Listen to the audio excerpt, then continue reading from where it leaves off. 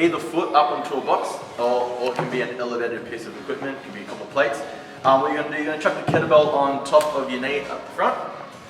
Now what you want to focus on is a few key points. Is keeping the heel flat on the ground. You want to keep your knee tracking over your toe, and you want to focus on pushing your knee down towards the ground. So what you should feel is a bit of stretch through the Achilles and calf, and a bit of awkwardness through the front of the ankle. Now you can hold this for up to 30 seconds, 60 seconds, it's up to you, and you want to try and get your whole body as much weight as you can through that one leg. Alright, so next exercise or stretch we're going to do is going to be a hip flexor release with a trigger point ball. So two pieces of equipment you're going to need is a trigger point ball and a plate, or it can be anything else such as a yoga box, just to elevate the ball off the ground. So all you're going to do is get into the hip flexor with the ball, keep the leg that you're trigger pointing nice and relaxed. You're going to hold one position for about 5 to 10 seconds. Then you can do little shuffles back and forth, side to side on that one spot. Remember to keep the leg nice and relaxed. So this is going to help with leg extension and flexion. It's going to also help with comfortability in the bottom of the squat. Another great exercise, stretch that help flexibility and mobility through the hips is lying up against the wall with your legs extended out. What you're going to do is get up nice and close to the wall, which is what Luke's doing. He's going to take his legs, one leg, flick it around, get his bum nice and close to the wall. What you're going to do, you're going to let your legs drop to the side with your legs extended. Hold for about 5 seconds. Now with either foot, either one, I want you to bring it into your squat position. So roughly shoulder width apart with your feet, knees out. And what Luke's going to do is going to place his left hand inside of his knee, and he's going to place his hands together, and the opposite elbow is going to be pushing against the ground, providing a bit of leverage.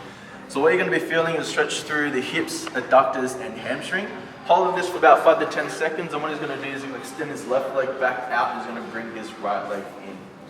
Now you can do this for about 2 to 5 minutes, just changing legs, say every 5 to 10 seconds. Again, pushing the knee out, using your other elbow pushing against the ground to provide leverage.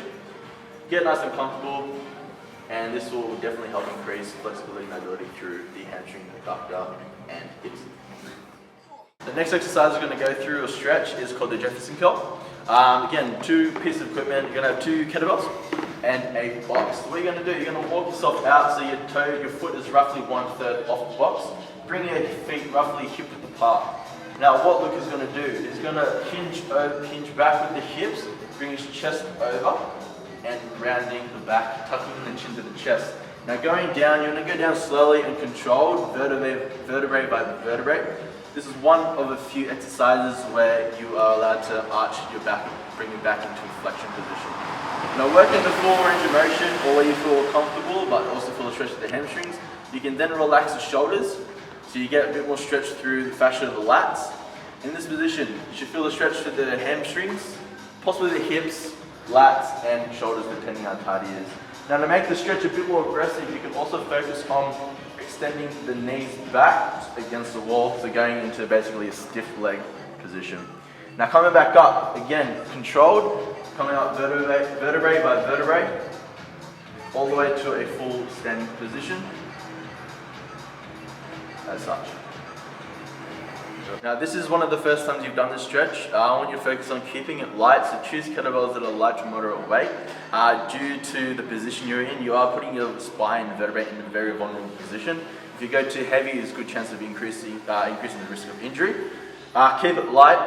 If you're doing the stretch before a workout, keep it dynamic. Hold it for no longer than 10 seconds.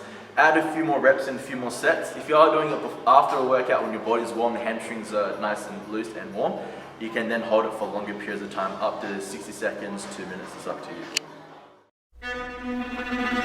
you.